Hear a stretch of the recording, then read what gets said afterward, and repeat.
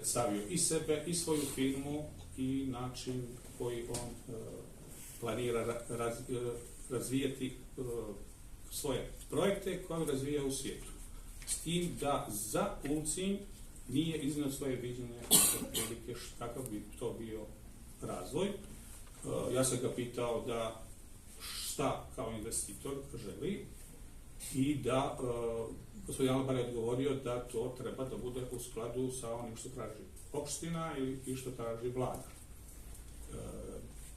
Također, pitao sam i premijera što vlada želi i njegov odgovor je bio da je to neki projekat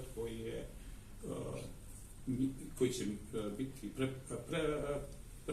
prekretnica za Ulcinj, veliki projekat, s tim da nismo definisali. Ja sam bio veoma pažljiv da kažem da naše interese imamo u našim programskim dokumentima i da prvo da čujemo od njih šta oni žele, koji su to projekti, da bi imali neki odgovor na ono što se predstavlja za Ulcinj.